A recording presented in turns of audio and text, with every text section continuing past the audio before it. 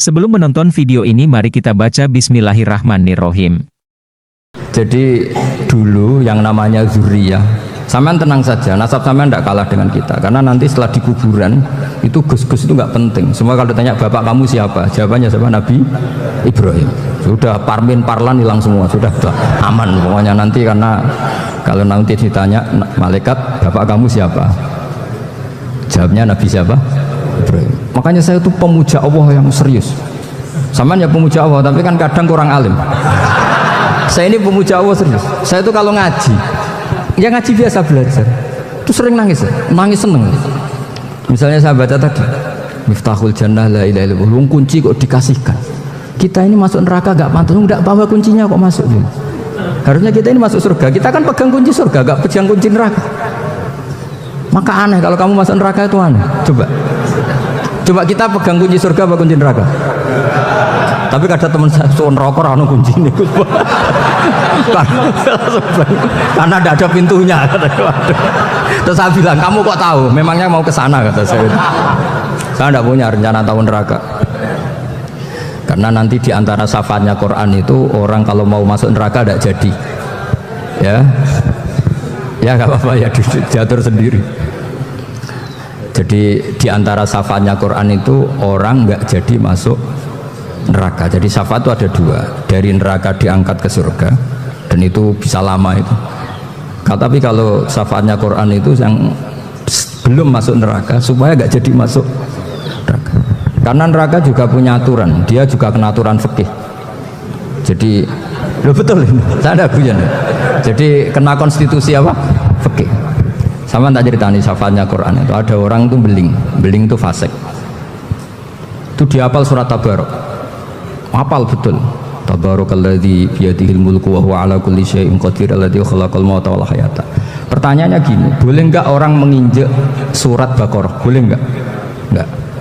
Padahal orang hafal Quran itu artinya ayat itu ada di hatinya. Fa inna wa ta'ala la yu'adzibu qalban wa al-Qur'ana. Allah tidak akan menyiksa hati yang menyimpan Quran, yang jadi flash disknya Quran, yang jadi rekaman Quran. Singkat cerita orang ini hafal.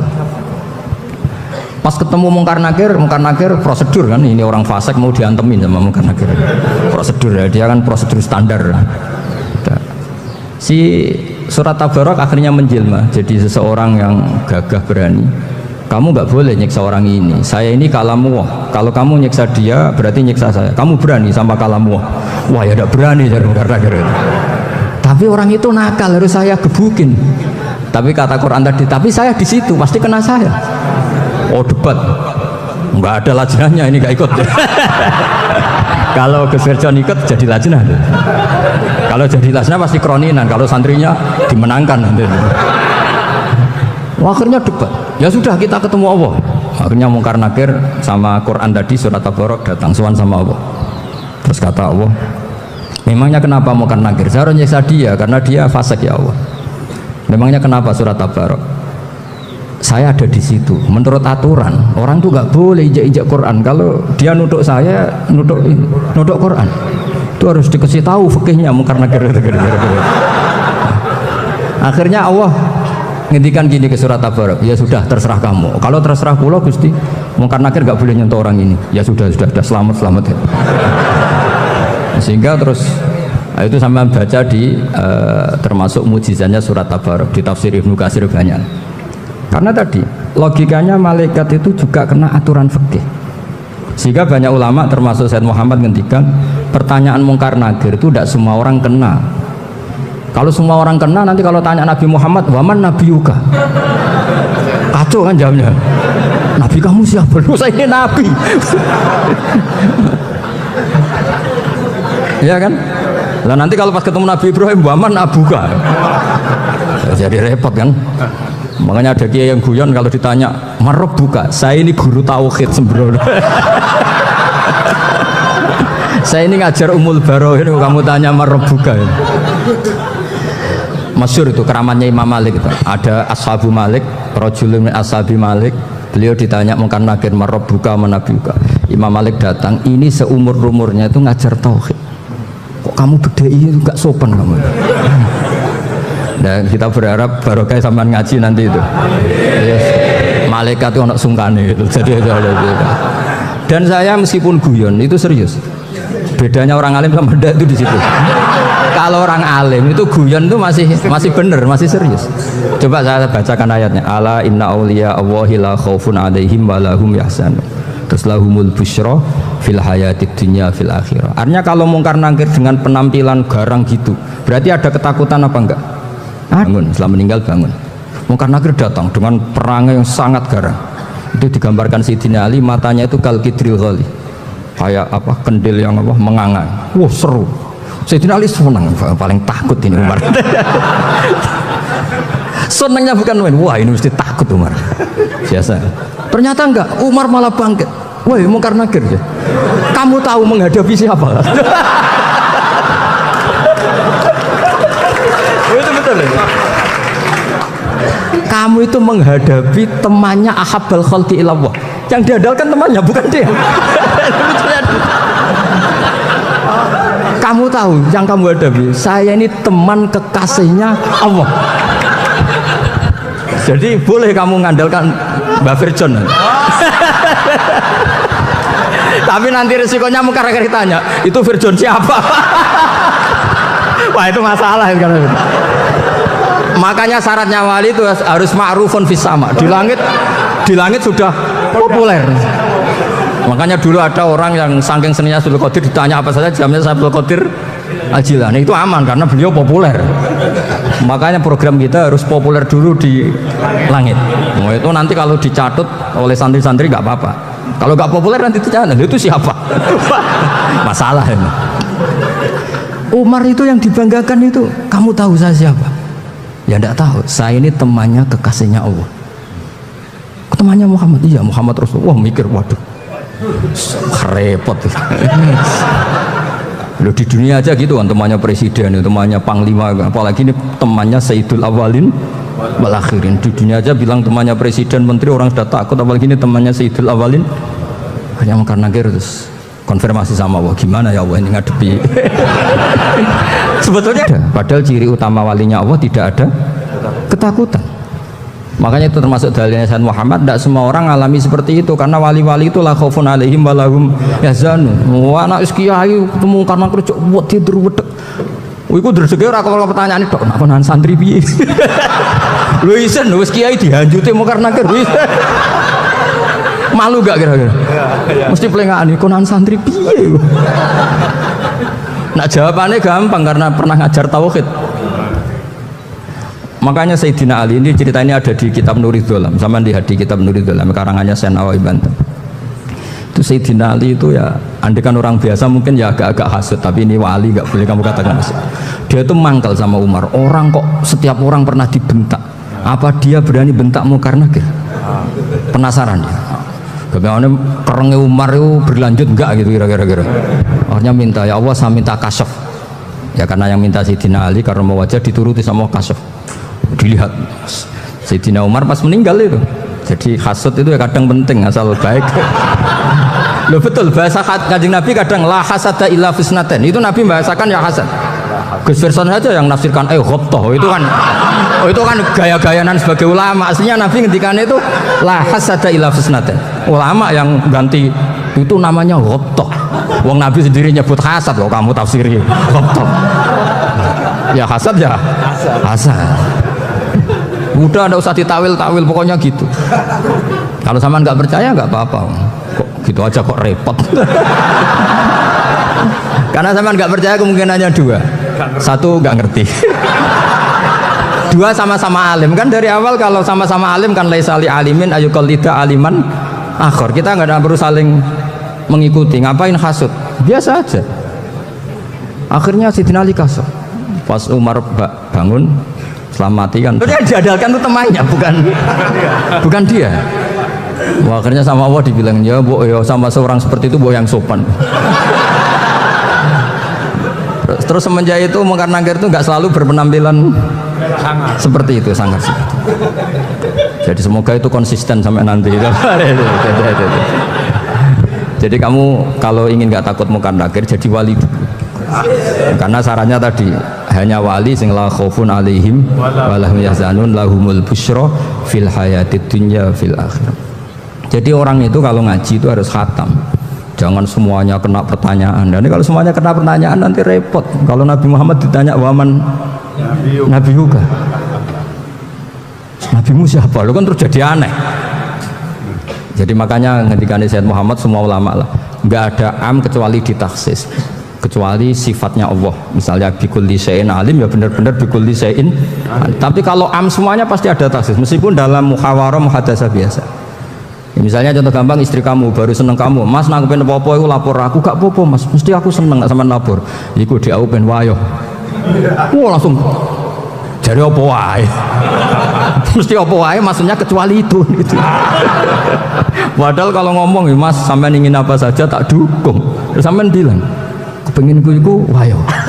Kira-kira disetujui apa enggak? Sama seperti kita kalau punya teman akrab, wes nang omahku gak apa-apa, anggap aja omahmu dhewe. Terus mlebu-mlebu kamar. Jadi tidak ada am kecuali ditaksis. Artinya kalau ada cerita bahwa orang mati pasti ngalami ditanya mungkar nangkir, itu pasti ada am yang ditaksis. Itu pasti juga dialami para anbiya, para ya, karena ciri utama wali itu la khaufun alaihim walahum yahzanun. Nabi Isa itu kalau orangnya ceria sekali. Pernah ditegur sama Nabi Yahya, mali aroka dohikan ka'annaka amin tamin makrillah. Saya melihat kamu kok selalu senyum ceria, seakan-akan tidak ada adabnya Allah. Terus Nabi Isa balas ke Yahya, mali aroka abisan ka'annaka ayis tamin rahmatillah. Kamu kok merengut terus, koyok ning dunia ora ono rahmat. Jadi kamu milih mana? Senyum terus apa merengut terus? Partainya hanya dua, Nabi Yahya sama Nabi Isa. Jadi khazanah itu banyak. Untuk melawan penyakit itu ketakutan itu bahaya, karena bisa mengganggu imunitas tubuh. Orang harus percaya diri, harus pede, meskipun harus hati-hati, tapi harus tetap pede. Dengan demikian imunitas tubuh kita terjaga. Jadi ya sudah seperti itu. Semua orang punya cara untuk menjaga diri masing-masing. Kemudian tentang Mbah Ahmad Siddiq, saya tahu banyak karena dulu saya masih ingat, ini sekaligus ijazah pada cucu-cucunya. Kalau sama anaknya tidak berani sama cucu-cucunya. Saya masih ingat Mbah Ahmad Siddiq itu sangat loyal sama yang namanya negara. Kita tahu beliau adalah termasuk orang yang bintang ketika Muktamar Situbondo, ketika NU pertama kali nerima asas tunggal, yaitu Pancasila. Kayak apa ulama-ulama kita, ya mulai Mbah Ahmad Siddiq, Mbah Ali Maksum, Gus Dur, Mbah As'ad, semuanya lah, termasuk Mbah Mun, semuanya loyal sama negara, sehingga NU menerima asas tunggal. Itu saya masih ingat karena bapak dulu perwakilan dari NU cabang Lasem. Beliau pernah ngundang Mbah Ahmad Siddiq di sini, zaman itu zaman Pak Dzufar, ikut ngundang ke sini, bapak saya. Itu saya menangi beliau ngisi pengajian di hallnya buyut saya, Mbah Umar bin Arabi. Jadi saya ini zuriatnya Mbak Umar bin Arabi, sama dengan keluarganya Ki Hamid Pasuruan. Itu beliau cerita bahwa kemenangan Islam itu tidak harus kita yang menang kangelan. Kadang Allah bikin orang lain yang kangelan, kita yang ikut menang. Jadi dulu kata beliau, banyak ulama ketika kita diserang Jepang, saya masih ingat, saya karena pas itu ikut ke Lasem, karena saya santri sarang, Mbah Mun ngisi di Lasem, saya ikut di Lasem karena saya masih keluarga. Itu ulama-ulama itu mimpi dibacakan ayat ghulibatir rum fi adnal ardi wa hum min ba'di ghalabihim sayaghlibun fi bid'i sinin lillahil amru min qablu wa min ba'du wa yawma idzi yafrahul mu'minun. Itu dulu itu ada pertarungan besar antara kerajaan Romawi dan kerajaan Persia. Kita tahu Romawi itu Nasrani. Saya ulang lagi, Nasrani. Nasrani itu percaya adanya Allah, adanya Tuhan, dan percaya adanya kitab samawi. Sementara musuhnya itu Persia, orang yang tidak bertuhan, tidak berdasar kitab samawi. Ketika Persia mengalahkan Romawi, itu orang Islam ikut susah, karena terus dibully sama orang-orang kafir Mekah. Orang kafir Mekah adalah orang yang tidak punya kitab samawi. Katanya orang kafir Mekah, iku lo balamu, jute duwe kitab, jarene di hubungan mbek langit, nyatane perang keok. paling kon yo podo. Jadi ada analogi bahwa kalahnya orang Nasrani itu dianggap simbol kekalahan orang yang bertautan atau berhubungan dengan langit. Akhirnya orang Islam susah. Saking susahnya orang Islam sampai Abu Bakar itu tanya, ya Rasulullah, lalu orang Romawi menang itu kapan? Terus ada surat turun, fibit isinin. Ya kira-kira 3. Abu Bakar pas itu belum alim-alim amat. Jadi ngartikan 3 itu ya 3 betul, sehingga beliau masyhur itu. Coro Jawa totoan itu kimar. Pokoknya nanti Romawi pasti menang 3 tahun lagi. Akhirnya ketika datang itu taruhannya dengan 10 unta. Datang ke Rasulullah, Nabi menjelaskan, "Lunda. Bid'u itu mabena salas ilatis itu 3 sampai 9. Kamu jangan bilang 3. Ya sudah, taruhannya ditambah. Taruhannya ditambah sampai 100 unta. Tapi pembuktiannya enggak 3 tahun tapi nunggu 9 tahun. Sampean jangan tanya, berarti dulu pernah taruhan halal. Zaman sebelum ngaji saya sampean sudah sering taruhan, jadi jangan nyalahkan saya. Nanti itu ada ilmunya, namanya nasah apa? Mansukh. Dan taruhannya Abu Bakar tidak kayak sampean. Taruhan yang sangat-sangat demi Islam, bukan demi hadun nafsi. Betul. Ketika tahun ke-7 orang Islam itu menang. Gila ya, tahun 9 itu umat Islam menang. Menangnya umat Islam mengalahkan musyrik Mekah itu di Badar. Romawi mengalahkan apa? Persia. Gara-gara Romawi mengalahkan Persia itu cara berpikir orang itu rubah. Ternyata langit itu ada, kekuatan langit itu ada. Sehingga meskipun akhirnya orang Kristen bilang ada Trinitas, terus mereka keliru dalam mengartikan Isa, tapi ada sekian nabi yang mereka sebut dan mereka hormati. Ada sekian kesamaan. Sehingga dalam Islam, saya ulang lagi, dalam Islam, andai kan disuruh milih orang komunis sama orang Nasrani, Islam tentu sama-sama kerjasama, milih sama yang Nasrani, karena ini ahli kitab, kerjasama loh, bukan milih menjadi Nasrani. Nanti kalian salah paham, senangannya terus bully. Itu semangatnya pasti hasad. Nah, terus lalu relevansinya dengan Indonesia gimana? Wa yauma idzi yafrahul mu'minun. Ketika orang Romawi yang punya kitab samawi mengalahkan Persia yang tidak punya kitab samawi, itu orang Islam ikut bunga, ikut gembira. Itu semua kiai banyak yang mimpi seperti itu. Ini cerita Pak Ahmad Siddiq. Saya dengarin. Ternyata betul. Jepang itu nggak dikalahkan Indonesia. Jepang, Hiroshima dan Nagasaki dibom oleh apa? Sekutu. Akhirnya Jepang pulang. Pas Jepang pulang, Indonesia merdeka. Itu dulu kiai-kiai sudah nakwil bahwa menangnya Indonesia itu tidak harus mengalahkan penjajah. Pokoknya nanti penjajah ada yang mengalahkan. Jadi orang Islam zaman itu tidak bisa mengalahkan Persia. Yang mengalahkan itu Romawi. Tapi orang Islam ikut gembira. Itu sebenarnya wa yauma idzi yafrahul mu'minun binasrillah. Jadi orang itu cara berpikir Quran itu beda. Sehingga saya ini cerita ke cucu-cucu Mbah Siddiq karena ya nasabnya sama sampai saya, karena sama-sama sampai Mbah Sambu. Bedanya keluarga saya lewat Mbah Abdul Azim, kalau yang keluarga sini lewat namanya Mbah Yusuf. Itu saudara sama Mbah Abdul Azim, sama-sama sampai Mbah Sambu. Tapi keinginan saya tentu bukan sekedar silaturahim gagah-gagahan diceluk Gus. Celuk Gus repot. Nak ora alim ra pantes. Nak beling ra pantes. Salam templek 1.000 jaluk swarga. Tuhan, kok mentalan yang 1.000 jaluk. Kamu nginep di hotel 100.000 itu tidak cukup, apalagi untuk bayar apa? Surga. Itu nggak sopan sekali. 1 juta ya nggak bisa itu, 100 juta juga nggak jelas juga. Terus sampai mendingan nggak usah salam template, malah nggak mungkin masuk surga kalau. Kemudian saya yang mau cerita ya, supaya sampean bisa menghadapi dunia global ini, tak bawa tafsir Munir termasuk tadi. Kenapa orang Islam, Rasulullah SAW itu lebih senang kalau yang menang itu orang Nasrani Romawi, ketimbang yang menang itu orang Faris, dalam hal ini ateis.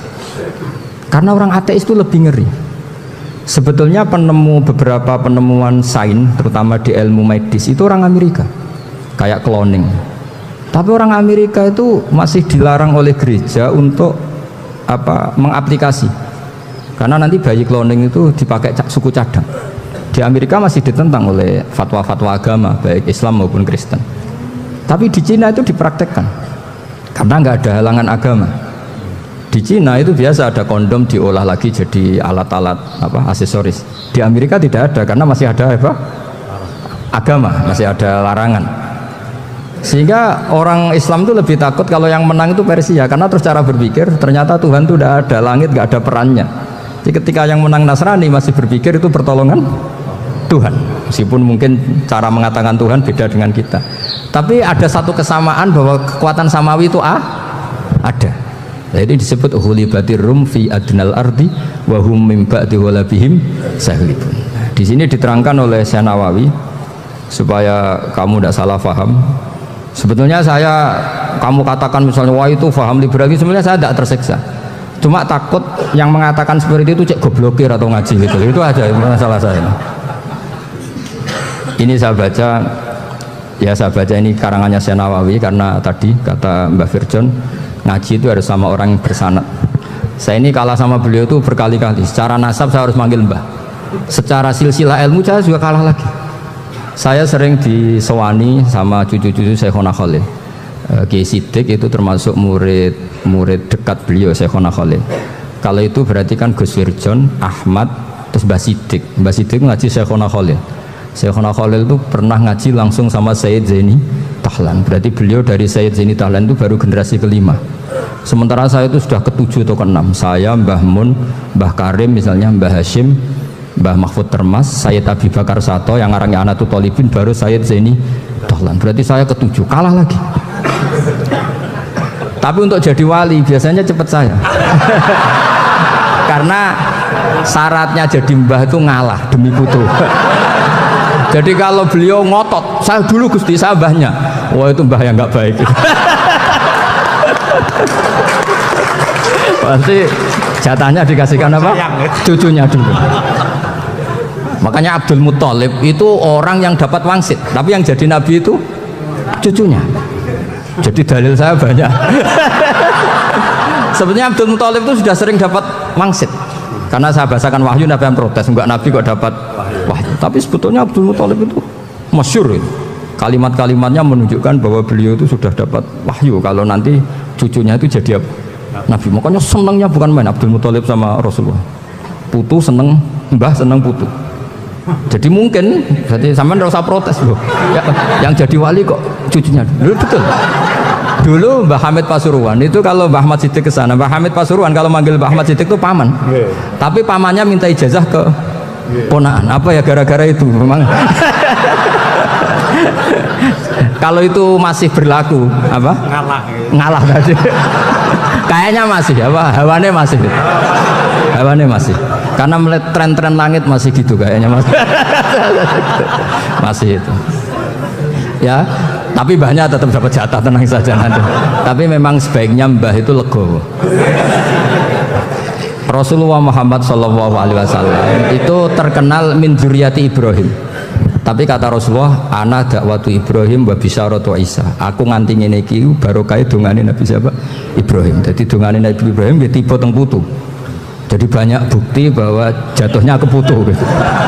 Tadi saya di kamar sama beliau berduaan. Nih Mbah sing dadi wali di sini, aku webah.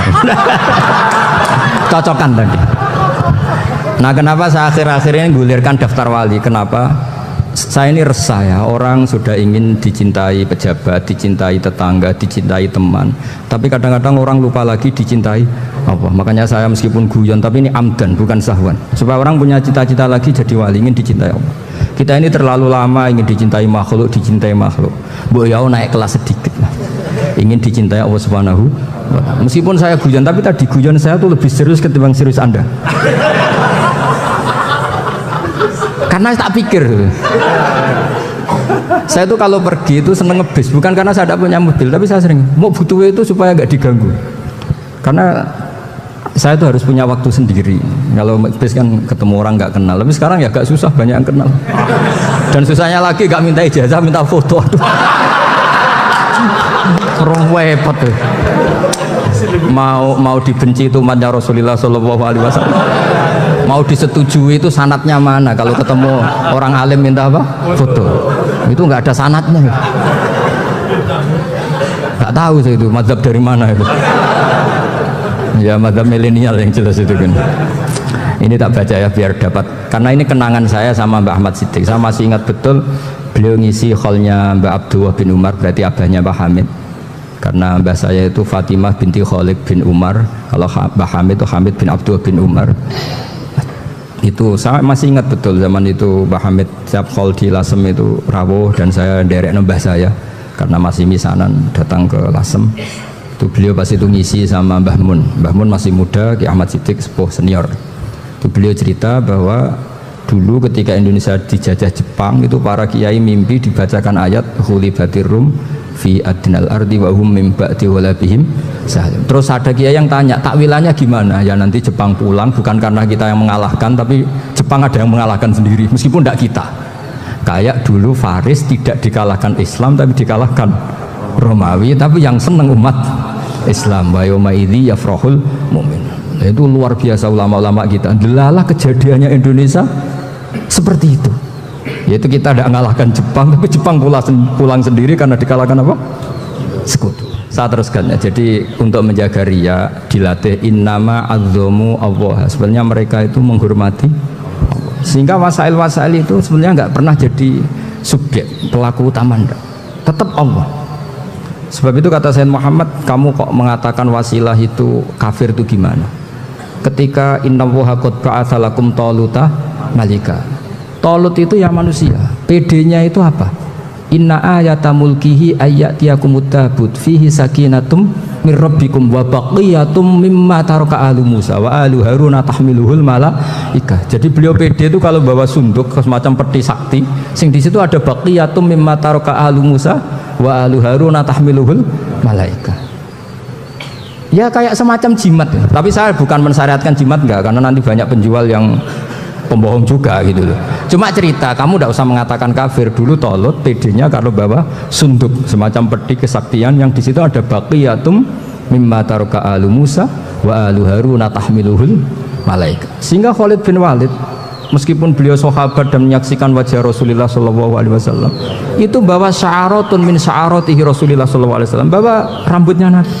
Perang kemana-mana itu diletakkan di pecinya. Nanti sama tanya lagi, masa pakai peci Khalid bin Walid ini? Wah panjang, sampai itu repot. Sampai tak warai ngaji usul fikih. Usul fikih itu kalau ngaji itu ada istilah tangkihul manat. Ini mestinya wilayah yang kita bisa berdebat sama Mbah Firjon. Dulu itu musuh saya karena saya makili Anwar, beliau makili Peloso. Tapi tahu-tahu kalah tua terus saya mengundurkan diri. Di fikih itu ada istilah, ada tangkihul manat, ada tahqiqul manat, ada tangkihul manat. Tangkih itu kira-kira gini, lafadz hadis itu dibuang sekian untuk tahu bahwa itu madarul hukmi. Misalnya gini, tak beri contoh paling gampang. Sama harus paham, kalau nggak paham nggak pinter-pinter. Ja'a a'rabiyun ila Rasulillah sallallahu alaihi wasallam. Ya karena ini menghormati Mbah Ahmad Siddiq, saya orang alim, jadi ngaji ini tetap ada suasana alim. Ya harus ada suasana alim, nggak perlu jadi orang alim, tadi susah. Sudah ngindari susah itu pintar, sudah itu aja. Jadi orang alim susah, ngindari barang susah pintar, berarti orang tidak alim pintar. Nah, meskipun tetap sudah itu pegangi sampai mati nanti. Loh, jadi orang alim itu repot. Itu kata Imam Ghazali, kalau orang alim kalau mau masuk surga itu sama Allah nggak boleh, kif, kamu nggak boleh langsung masuk surga. Coba cari umat kamu, syafaati dulu. Nah, saya takut nyari sampean tidak bisa kembali. Saya tidak punya rencana itu, pokoknya mau masuk. Boleh sampean kuaduan balik raroh dewa, repot nanti saya. Berat jadi orang alim itu berat. Ya saya teruskan ya. Ada tangkihul manat. Ja'a a'rabiyun ila Rasulillah sallallahu alaihi wasallam. Faqala ahlaktu wa ma ahlakaka qal waqa'tu imraati fi nahari Ramadan. Ya sidang cerita, saya ini rusak ya Rasulullah. Kenapa? Karena saya menjima istri saya fina hari Ramadan. Terus kata Nabi, kamu harus bayar kafarah. Napa Nabi kafarah? Puasa 2 bulan. Wong baru 1 hari aja terjadi gitu kok disuruh puasa 2 bulan. Ya tidak kuat ya Rasulullah. baru berapa hari saya puasa aja kecelakaan seperti itu. Apalagi kalau sampai 2 bulan. Enggak ya Rasulullah. Ya sudah kalau gitu kamu pertama ngasih makan apa? Idku rokobah kan, pertama merdekakan budak. Tapi kan sekarang nggak ada budak, makanya terus sekarang langsung puasa. Wah ini nggak bisa semua. Ya sudah ngasih makan orang 60. Kasihkan siapa ya Rasul? Ya orang fakir. Saya ini paling fakir di kampung saya ini orang paling fakir. Jadi mulai dulu orang fakir itu hubungan suami istri itu paling lancar mulai dulu. Makanya orang fakir itu anaknya banyak karena hiburannya hanya itu. Wong Ramadan aja. Coba mau ke ATM nggak punya uang, mau antri di bank nggak punya, mau apa coba? Itu mulai dulu. Ini sanatnya mutasil. Wah, akhirnya sudah sanksinya kan tadi ya, idku rokobah atau puasa 2 bulan berturut-turut atau ngasih makan 60 orang miskin. Lalu kata ahli usul fikih, kata Arabi dibuang, nggak menjadi catatan hukum. Orang kota pun kalau melakukan itu juga kena sanksi yang sama. Imro'atau juga dibuang. Andai kan itu dilakukan untuk amatnya juga ketentuannya sama. Nah sekarang perdebatan antara Imam Syafi'i dan Imam Malik begini.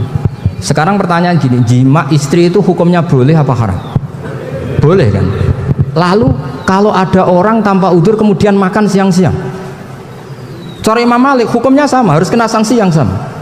Karena sama-sama hadku hurmati Ramadan bighairi udzrin syar'iyyin.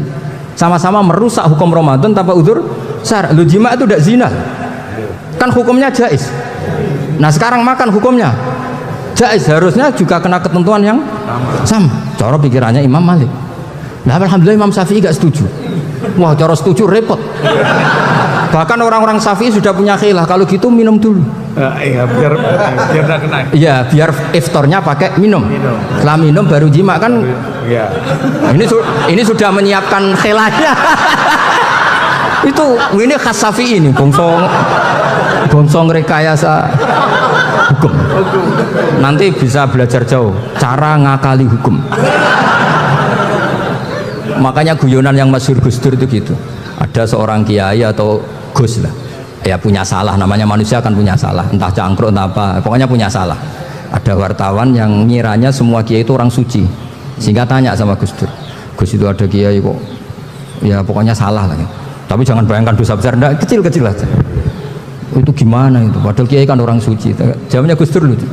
Ya justru yang boleh salah itu para kiai. Kalau kamu nggak boleh. Loh, kok bisa Gus? Karena mereka tahu caranya tobat. Repot. Kalau kamu nggak tahu caranya. Sama pelanggaran hukum itu ya harus pakar-pakar hukum. Ya. Itu yang tahu caranya rekayasa. Kalau kamu ya kena pasal kan. Ya. Jadi kamu jangan niru saya ini punya sekian cara untuk pemburu. Nah itu namanya khilah. Makanya kata Sayyid Muhammad, kamu tidak usah anti khilah, karena Abu Hanifah itu membolehkan khilah, kitabul khiyal. Yang penting kamu soleh dulu, setelah soleh nanti Allah maklumi. Soleh dulu, syaratnya soleh dulu. Kalau tidak soleh jangan. Contohnya gini, ada orang mau puasa lemes sekali, mau makan, gampang. Kalau langsung makan kan kayak hadku hormati Ramadan biwiri udrin syar'iyyin. Aku langsung mau jembera sowan Mbah Firjon. Sudah status saya apa? Musafir. Ya sudah, berangkat aja sampai Tuban makan. Nanti kalau nggak jadi ya nggak apa-apa sudah. Kan mulai pergi sudah musafir. Saya tidak tahu nanti malaikat tertarik gebuki nggak tahu. Tapi itu ada khilafnya, asal soleh lah. Karena kata Sayyid Muhammad dan semua kitab, salah itu ada dua. Ada salah yang memang benar-benar salah, yaitu nggak apa-apa bisa dimakfu. Karena mesti sange wong goblok salah yang terus itu. Ada salah bawaan ilmu, itu repot tuh dadaninnya. Karena misalnya kita yang biasa belajar qiraah safah wa yahsibuhu, mesti diulang lagi wa yahsabuhu. Karena qiraahnya Imam Asim itu hasiba yahsabu bi fathis sin. Sementara kita kalau ngaji kitab kulino yahsib. Sehingga kita yang biasa belajar safah itu kalau baca kitab itu kayak orang bingung. Kadang-kadang yang ngaji juga bingung. Gus Pak mau cok bulan pilih. Ya tepat-tepatan. Ada yang mengatakan Gus Pak bingung, ada yang mengatakan Gus Pak alim alamah. Ya tepat-tepatan nasib tadi. Karena memang ya safah memang seperti itu. Misalnya kufuan itu Imam Asim baca kufuan. Tapi beliau punya murid namanya Syu'bah. Itu kalau baca Quf'an. Makanya kita itu, ini kan khataman Quran ya. Jadi saya menyinggung sedikit tentang qiraah sab'ah. Tadi beliau juga sudah tak kasih kitab saya Hifdzuna li Hadzal Mushaf. Sama tak ajari latihan sab'ah. Memang angel ya. Makanya yang nggak bisa itu wong pinter. Sudah tahu angel ya nggak usah diteruskan kan. Orang menghindari barang angel itu pinter apa goblok? Pinter. Berarti wong goblok pinter. Saya tuh makanya sama orang goblok tuh respect. Jadi orang alim tuh angel apa gampang? Angel. Menghindari barang angel pinter apa goblok? Loh, orang menghindari barang angel pinter apa goblok? Pinter. Berarti wong goblok pinter. Jadi saya sama orang-orang goblok itu respect. Sudah tahu jadi orang alim angel ya barang angel ya harus dihindari. Makanya saya ini insya Allah umatnya Nabi yang termasuk yang terbaik. Amin. Karena mencintai umatnya Nabi termasuk yang goblok. Waduh, itu tidak gampang itu. Karena tadi sudah tahu ya. Seperti itu loh orang naik panjat pinang itu yang naik karena ingin hadiah. Yang nonton sudah tahu, wah licin kok dinaikin mau keplotok ya. Tapi orang sepakat yang nonton juga pinter karena sudah tahu ribet kok. Tuku yang pasar kena lah apa mana. Sama juga gitu. Ngalim tafsir angel, ngalim fikih angel. Tapi karek ngaji ngerekam kan gampang. Itu pinter apa goblok? Pinter. Iya. Makanya kula niku mbok burohno ngono tok. Saya tadi dinasihati Mbak Firjon, muga-muga hati saya selamat. Saya itu meskipun kata orang banyak, muhibbin saya banyak, tapi saya insya Allah tidak riak. Saya itu pakai kitab namanya Tasbitul Fuad, itu karangannya Said Abdul Al-Haddad. Ketika beliau punya muhibbin banyak ditanya, bagaimana ya Habib Anda menjaga hati Anda? Jamnya Said Abdul Al-Haddad itu unik. Innama azzamu Allah. Mereka itu sebenarnya menghormati Allah, cuma butuh sarana, dan itu saya.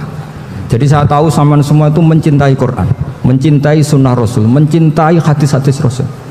Cuma sampean kan karena nggak paham, terus manfaatkan saya. Jadi sebenarnya saya ini korban. Korban. Jadi saya mau riak gimana? Korban kok mau. Bangganya di mana tuh? Coba sampean misalnya ngaji tafsir, belajar sendiri kan susah. Terkibnya susah, maknanya susah, bahkan beli kitabnya kadang nggak kuat. Untuk jadi alim tafsir itu kan harus beli kitab. Saya sering belajar kitab itu jutaan. Tafsir Tobari, saya pernah beli kitab Fakhrur Razi itu berapa coba? 27 jilid. Karangannya Fakhrur, belum karangannya ulama modern Imam Sya'rawi. Itu berapa jilid? Itu jutaan. Saya kemarin juga dihadiahi kitab Pak Quraish Shihab namanya Faidul Bari fi Syarhil Bukhari. Pak Quraish Shihab yang terkenal. Dia sering diskusi sama saya. Saya ngasih hadiah beliau ngasih hadiah saya. Oh itu harganya nggak kuat. Tidak kuat kadang di Indonesia nggak ada coba.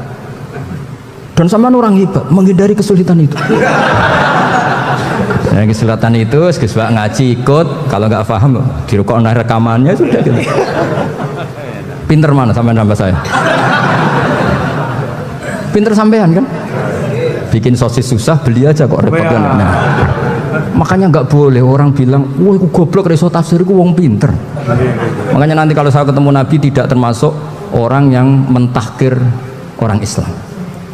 Kafabil mari isman ayah kira akhahul muslim. Jadi cukup orang itu dosa kalau menyepelekan orang Islam, termasuk darani sampean goblok itu dosa. Caranya nggak darani goblok ya tadi di logika tadi. Alim itu angel, gendari angel itu pinter, berarti wong bodoh pinter ya sudah. Tapi tetap bodoh. Tapi ini satu cara untuk saya respect gitu. Coba orang yang ngaji tafsir saya banyak, mungkin ribuan. Itu sebetulnya mencintai Quran. Karena Quran adalah kitab suci yang panduannya umat Islam. Sangat mencintai Quran. Terus kemudian mereka nggak paham.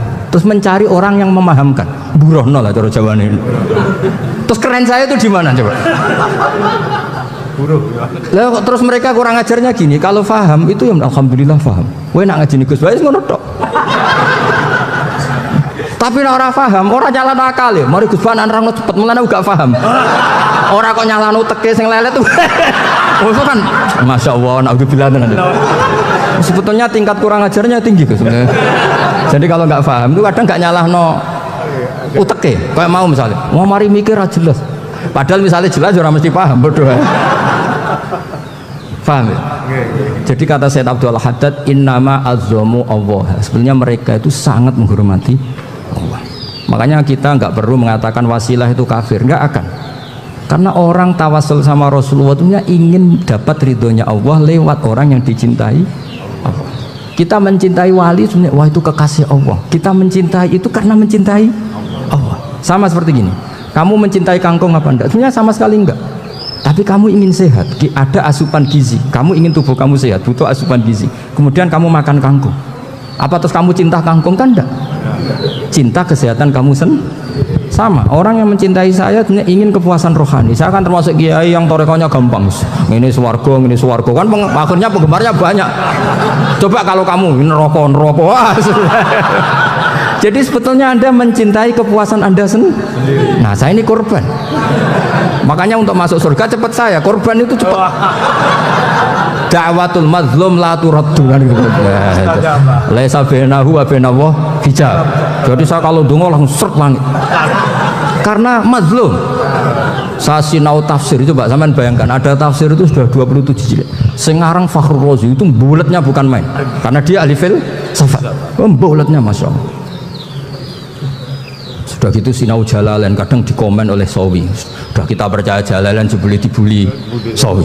Percaya Sawi dikandani, oh itu Maliki rasa ribet. Sudah gitu sinau Qurtubi, sinau tafsir Tabari itu susahnya. Belinya susah, belajarnya susah. Padahal saya punya keluarga, punya istri, punya anak. Bayangkan kalau istri saya rewel kayak istri sampean. Wah itu, tapi alhamdulillah enggak. Sama sekali enggak. Allah sudah milihkan, wah ini bahaya kalau punya istri rewel. Imam Sibawai itu kitabnya banyak, tapi yang terbukukan hanya kitab Sibawai.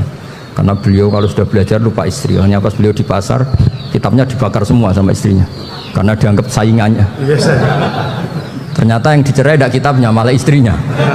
Itu Imam siapa? Sibawai. Tapi alhamdulillah kitab saya nggak terbakar, aman. Tahu ya kebablasan. Nabi Ayub, yang nabi yang terkenal Gudiken itu siapa? Ayub ya. Nah, itu yang Israiliyatnya kan seru lah. Gudikan dikukur bek kreweng itu terlalu lah kali itu. Untuk kreweng konti ning Arab ora ono kreweng itu sudah masalah itu. Singkat cerita, Nabi Ayub ketika diasingkan kaumnya itu kan nggak punya sumber makanan. Lah orang lelaki itu mulai dulu egois. Istrinya Nabi Ayub itu cantik sekali. Udah cantik, rambutnya bagus.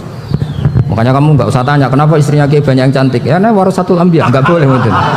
Kalau nggak cantik ya warasatul anbiya dari segi balak. Istrinya Nabi itu semuanya cantik. Nggak usah tanya sebabnya apa, pokoknya gitu, semuanya cantik. Singkat cerita, beberapa kali istrinya Nabi Ayub itu kerja demi bisa nafkahi Nabi siapa?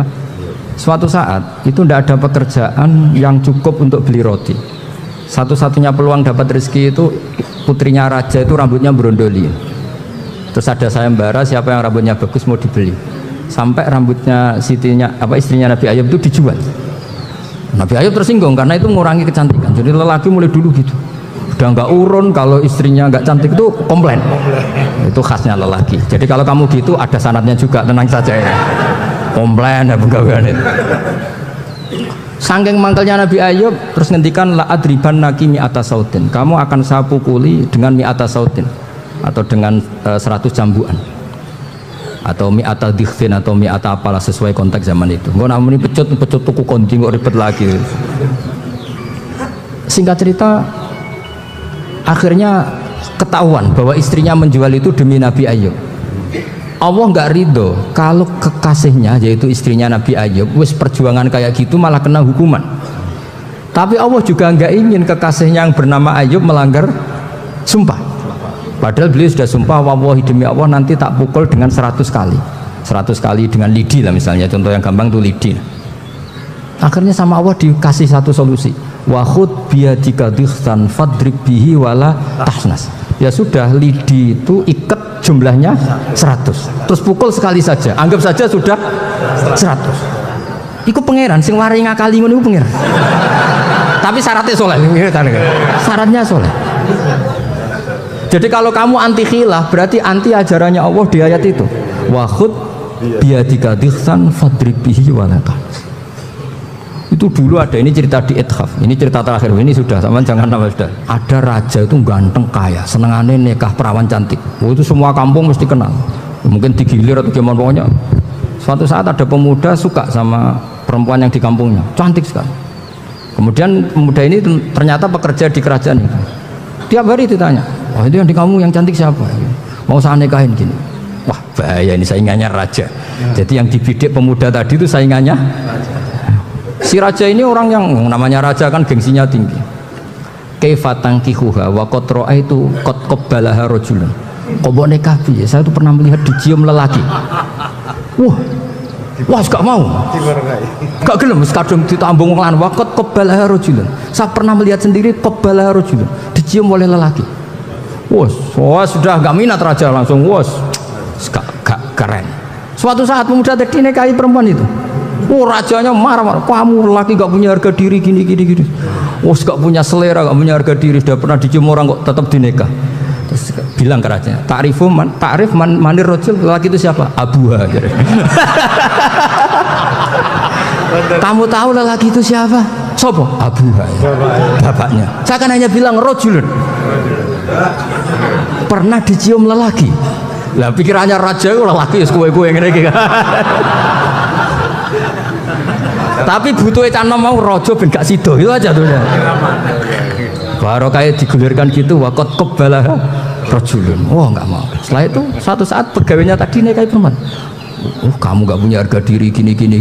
Kamu tahu mandir rojul Pak Abu. Wah nak ngono aku gak apa-apa. Lah monggo sakniki wis bojo kula. Ora trimo wis diambung wis macam-macam. Lah itu namanya khilah. Apa? Khilah. Kalau di Balawa disebut tauriyah atau apa. Tapi saya tidak ngajari sampean seperti itu. Sudah pinter sebelum saya ajarin. Bangsa ngakali kan sudah pinter. Ya ini terakhir tak baca Arabnya saja nanti. Bismillahirrahmanirrahim. Biar dapat barokahnya Syekh Nawawi juga barokahnya guru-guru.